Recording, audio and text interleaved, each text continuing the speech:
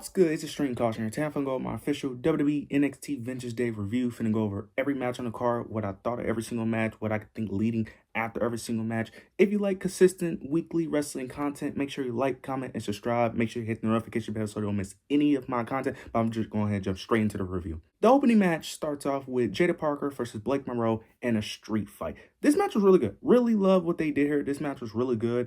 There was a few spots I liked. It was one spot where Jada Parker ended up doing a teardrop off the ring apron onto a table onto Blake Monroe, which I thought was nice. I like the finishing sequence where Blake Monroe pulled out some diamonds out of a bag, ended up doing a hurricanrana off the top rope onto the diamonds onto Jada, which I thought was cool. Blake Monroe does end up picking up the victory, which I'm not mad at all. It makes perfect sense. Plus, we could get all the Jada Parker haters to not complain that she's going to lose this match. Now, what's next for these women? I don't know, because it was a moment where Jada and Blake were staring at each other. So I'm assuming this is the end of the rivalry, but I'm not really sure, because Shawn Michaels has done this before with Jada Parker where they would have like 1 or 2 matches, but each match is like 1-to-1, because the first match, Jada Parker ended it in no contest, and this match, Blake won. He did the same thing with Lash Legend and Jada Parker, where they won 1 match, lost 1 match, and then Lola Vice, same thing, won 1 match, and lost 1 match. So I'm curious to see what's next for Blake Monroe and Jada Parker, especially due to the championship picture. I am a bit disappointed, though, a little bit, because of the Jada Parker fanboy in me, because she loses every big match. I don't know what it is with Shawn Michaels and Jada Parker in these matches. She's giving me Sami Zayn vibes or Finn Balor vibes with the way she loses every big match. Anytime she needs a big victory, she loses. She looks good during the feud, but the match that she needs to win the most, she always loses. They did it with Lola Vice. They did it with the Women's NXT Championship with Stephanie Bakura, but to be fair, I expected her to lose. Did it with Lash, and now with Blake. I don't know what they're doing with Jada Parker. I don't know what's next for her, because they build her up only for her to lose the big moment, which I'm very confused by, especially with someone who is as over as Jada Parker. It's a bit confusing to me at times. It is. Blake Monroe, I'm happy that she won. I like Blake Monroe. Interested to see what she does next. Again, I don't know what you do with Blake, because the only thing I can see Blake doing is possibly going after the North American title picture, especially due to the title change. Makes a perfect heel and face dynamic. So I think that will probably be the best stage for her, especially because she never got an opportunity to get her championship back. So I think it works out perfectly for her. Jada Parker, I really don't know what you do with Jada Parker. I really don't. I don't know what you do with her as Stand and Deliver. So that's going to be very interesting, because she's not going to be in an NXT title picture, and I don't know. I don't think she's going to be in the North American title picture either. So it's going to be very interesting to see what they do with Jada Parker move forward, because there's no way you could leave her off the Stand and Deliver card. She's way too popular with the NXT. She's too over. She's too over with the NXT crowd to leave her off the Stand and Deliver. So very interesting to see what they do with her. But overall, this match, this was a really good match. Moving on to Tony D'Angelo versus Dion Lennox. This match actually surprised me. I did not expect this match to be good. This match I thought was going to be very mid, but this match was really good. Now, it was carried by the backstage brawl, because this started off as like a brawl for like 10 to 12 minutes of them just going from the NXT parking lot, them going to backstage, and then them going through the NXT wall. The backstage stuff was amazing. That was great. That was amazing, bro. Like, it just felt like 2 guys who just wanted to end each other, bro. It was amazing. This felt like a fight. This felt like 2 guys who just hate each other. This was great. Then it moves on to the ring, which I thought the in-ring work was actually solid. Tony D'Angelo does end up picking up the victory, which I did expect, which does make the most sense here. What's next for Tony D? I'm assuming what's next is probably some championship gold, whether it's for the North American title or the NXT title. I could see him going for either one, to be honest with you. I prefer him going after the NXT title due to, I think the NXT championship needs some more bodies, because you can't just rely on Ricky Saints. Maybe they're going to do something with Ethan Page. You could potentially add him into the mix with Joe Hendry, so you can have a collection of Tony, Joe Hendry, Ricky, and Ethan Page. Those 4 guys, carrying the main event scene, and then the North American Championship can bring in other new guys to develop, in my opinion. So I'm interested to see what they do with Tony D'Angelo. What's next for Dark State and Dion? I honestly don't know. I'm assuming Dion and Dark State are going to feud with OTM, because they did interfere a bit during the backstage brawl. So I'm assuming Dark State is going to feud with them. I don't know if Dion is going to feud with anyone else as a solo guy. I think he's probably just going to worry about OTM for a bit. But Tony D'Angelo in the NXT title picture, I actually like that. This is the most excited I has been for Tony D'Angelo in a while, especially with this new gimmick. And this is the most crowd reaction he has gotten since his new gimmick as well. So very interested to see what they do with him. But this was a really good match. Very surprised. Now moving on to Izzy Dane versus Tatum Paxton for the Women's North American Championship. This was the best match of the night, man. This is arguably the best women's match of the year. Like, if I'm being honest, I can't think of a women's match that's come close to this in terms of this year, man. This match was absolutely amazing from start to finish. Really enjoyed it. Really loved the ending sequence. Where the part where Izzy Dane ended up Tatum Paxton ended up attacking Shawn Spears by accident. Then Izzy Dane goes for a signature slam, but Tatum Paxton kicks out. Then eventually we end up getting another one where I think Izzy Dane accidentally knocked over Spears as well. It was a moment where Izzy tries to go for a code breaker, but Tatum Paxton ends up doing a backflip off the code breaker, which I thought was cool. Then end up hitting her finisher to pick up the victory. This was a great match.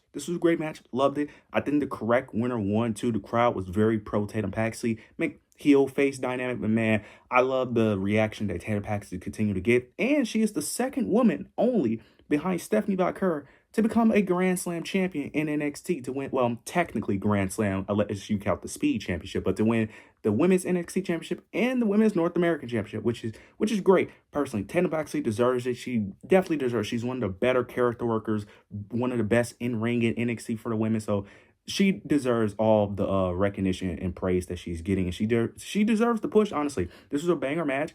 I hope they continue to push Tatum Paxton and Izzy Dane. I hope this isn't the end of the Izzy Dane push, because Izzy Dane played a perfect role as a heel in this match as well. Very interested to see what's next for Tatum Paxton. For Tatum Paxton, I think the next goal is for her to either face either Kalani Jordan or Blake Monroe for that title at Stand and Deliver.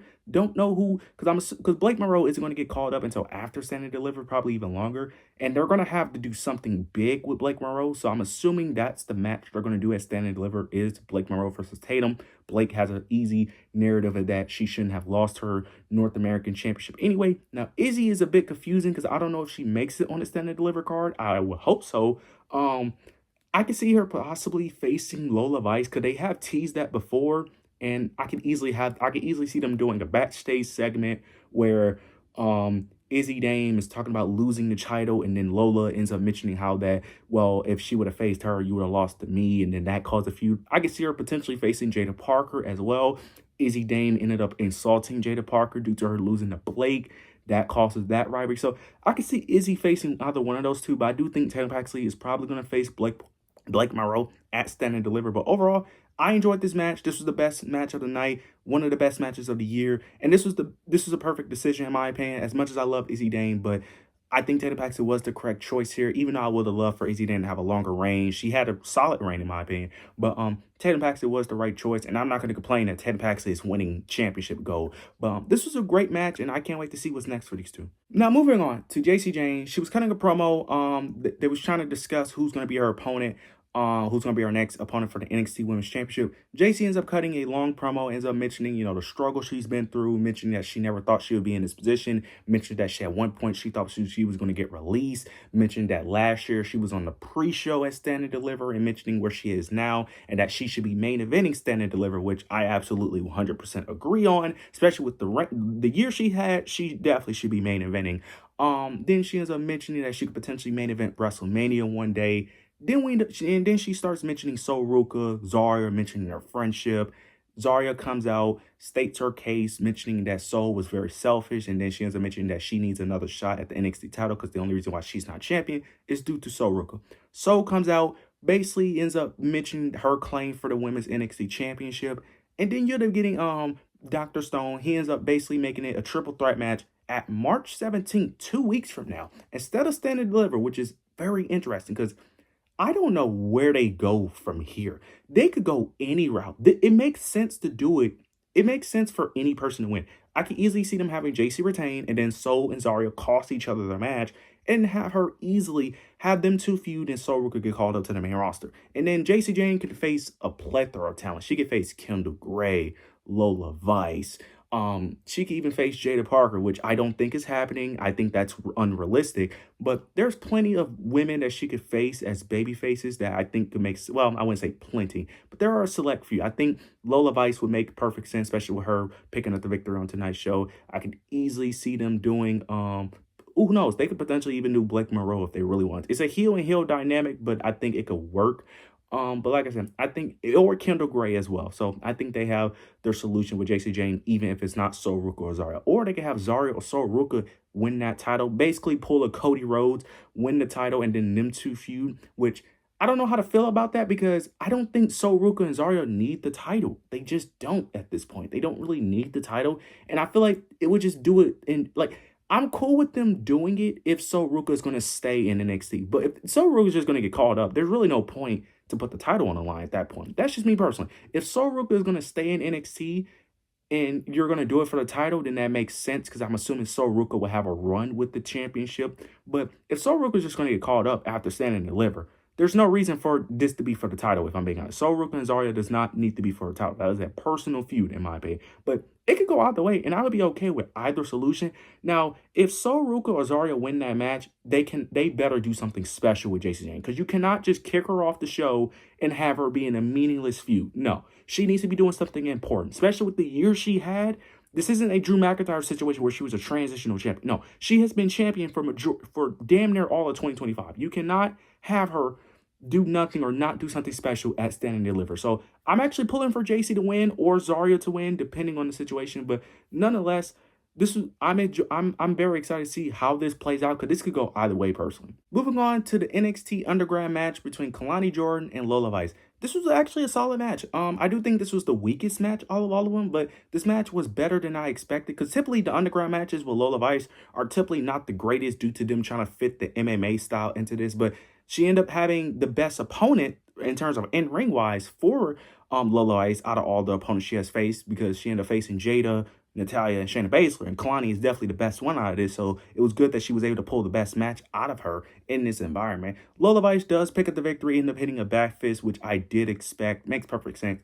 What's next for Lola Vice? Again, I can easily see potentially maybe the NXT Women's Championship, depending on if Jacy Jayne wins, and then you can have Sol and Zarya feud on their own, and then Lola Vice could fit right there with this victory. I can easily see that. I could potentially see her feuding with Izzy Dane potentially, continue that rivalry, that short little stint. I could easily see them doing that. Maybe Tatum Paxley, but they're both baby faces, so if they were to feud, it would be like a short-term feud on like friendship and competition. So I don't see that going into Stand and Deliver. To me, I think it's either going to be maybe Blake Monroe. She could potentially feud with Blake Monroe as well. So those are the options for for Lola Vice. I think the most likely option is probably her feuding with Izzy Dane personally. Now for Kalani Jordan with this loss, this sets her back in the title picture, but I also could see a world where she's in the title picture anyway, because Tatum Paxley Kalani Jordan is a perfect heel for Tatum Paxley personally, or Blake Monroe. I would argue Blake Monroe is more of a perfect heel for Tatum Paxley to feud with, but I could easily see them putting her in that situation. Don't see her going after the NXT championship. That just makes no sense. Who could she feud with as faces? I could see a Kalani Jordan and Jada Parker feud potentially. That heel and face dynamic, I could definitely see that. That's probably the most likely option due to them both losing their matches. One of them insult the other. I could definitely see that route. But nonetheless, I do think the right winner won this match. I enjoyed the match for what it was. It was a solid NXT Underground match, and I'm interested to see what's next for these women, but I enjoyed this match overall. Now for the main event for the NXT Championship between Joe Hendry and Ricky Saints. They put on a solid match. I enjoyed this match. This was a really good match. We ended up getting shenanigans from Ethan Page, which I did expect. I did expect Ethan Page to interfere in this match. He tries to hand the title to Ricky Saints, but he ends up throwing the title way too far. He ends up throwing it closer to Joe Hendry than to Ricky, which was actually hilarious because Ricky was like right in front of him, and Ethan Page like threw it like to the other direction, which I thought was hilarious. They ended up fighting over the title. Then it led to a low blow due to a ref bump. The referee didn't, well, it wasn't a ref bump. The ref didn't see it because he threw out the title. Ricky hits a low blow, hits his signature DDT. Joe Hendry kicks out. Then they end up repeating the same thing where the referee doesn't see anything. Joe Hendry hits a low blow, hits his choke slam, and retains the NXT Championship, which I don't mind at all. Very interested to see what's next for these guys. Joe Hendry, he's going to continue, of course, to feud with Ricky Saints, but I do think Ethan Page will eventually get injected into that because Ricky has been constantly trying to cheer up Ethan Page, constantly motivate Ethan Page to stop being depressed. And each time, Ethan Page keeps on giving Ricky Saints a little like side eye each time after he leaves. And then I'm assuming they're going to eventually pull the trigger on Ethan Page, potentially becoming a two-time NXT champion, eventually dethroning Joe Hendry. I think that's the route they're going because you can't trust Ethan Page. You just can't. It makes no sense for Ricky Saints to even trust him in the first place. The only reason why they're even friends is because Ricky turned heel. That's really it. Because logically speaking, this shouldn't even be a partnership, but the pairing works so goddamn well that I don't care. I can see Tony D'Angelo potentially being a future opponent for Joe Hendry as well. So yeah, I do think eventually Ethan Page will eventually get into that NXT title picture, either portraying Ethan Page or just going out and just attacking Joe Hendry, and then Ricky Saints is being fine being a side character to Ethan Page. Either way, I enjoyed this show overall. This show was great from top to bottom, to be honest with you. This was a really great show. But you guys let me know your overall thoughts, opinions down below. Make sure to like, comment, subscribe. Make sure to hit the notification bell so you don't miss any of my content. But yeah, that's it.